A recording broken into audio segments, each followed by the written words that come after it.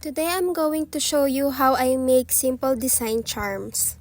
If you want a smooth outcome, you should always condition your clay well and always start with a ball.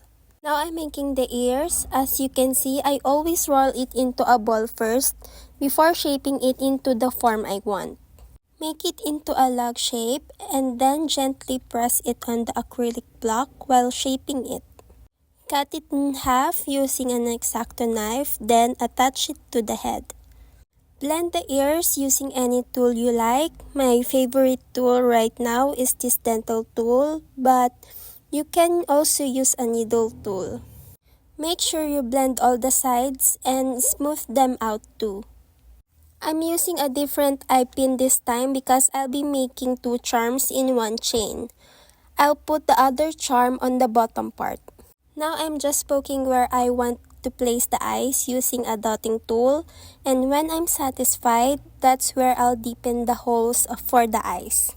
I made two small balls for the eyes. I just eyeballed it to make sure they're even. Then using a very small piece of clay, I'll make the mouth. I'm using the acrylic block to keep the line straight.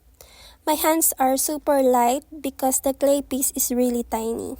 After placing it, that's when I'll shape it how I want using my dotting tool, very gently so I won't leave marks on the clay. For the blush, I just make two small balls and flatten them using the acrylic block. This is for the leaves of the strawberry. I'm using this flower cutter. And then I place it on bancha and smoothened out the seams from the cutter, making a ball again before shaping it into a strawberry. Then I make the seeds using a tool. You can also use a needle tool or a toothpick, whatever pointed tool you have. This is called decoring the clay, so the clay will stick together better once it's baked. I press the strawberry on and then redid the seeds. Now for the other bunny that will go on the bottom part, I'm making its ears. Shaping a teardrop, and then I will press it a bit on the acrylic block, and then I will smooth it out also with my finger to remove the fingerprints. Now I'm shading the ears using soft pastel, then carefully attaching them to the head. You should also blend them well too. Cleaning off pastel particles that shouldn't be there using cotton and alcohol, because once this is baked, it's really hard to remove soft pastel from clay. It usually seeps inside and leaves a stain. This is how I shape the leaf. I'm really into leafy greens and matcha colors lately. I didn't like them before, but now I really love the color of matcha and drinking matcha lattes. After shaping the leaf, I use this tool to make indentations on it, place it on top of the bunny's head, and insert the eye pin.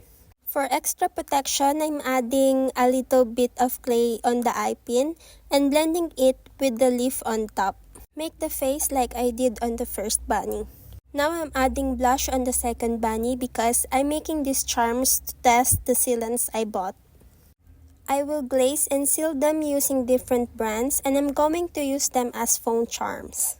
Now I'm painting with acrylic paint before baking because unfortunately when I paint it after it's baked and then I apply glaze, the red color will fade in 2 weeks time. I don't know why, but it always happens with the red paint. I use this DIY rack to hold my charms like this. It's just made from scrap clay with holes poked using an eye pin. I made another phone charm with 3 heads so I can test 3 different glazes at once. Not different brands, but different finishes like glossy and matte varnish. I'm also painting on some spots so I can see if it will affect the glaze or if it will fade or peel off after being used as a foam charm. If you also want to test your charm's durability, try using it for 2 weeks to see if it holds up. This is what they look like before baking. As you can see, the red paint bleeds. Yeah, that information is for another video, but yes, it only happens with red paints. I actually posted a video about it on my socials. If you haven't seen it yet, I'm on Instagram and TikTok too. See you in another video where I'll glaze them and show the results of the test when they're used as foam charms. Thank you for watching.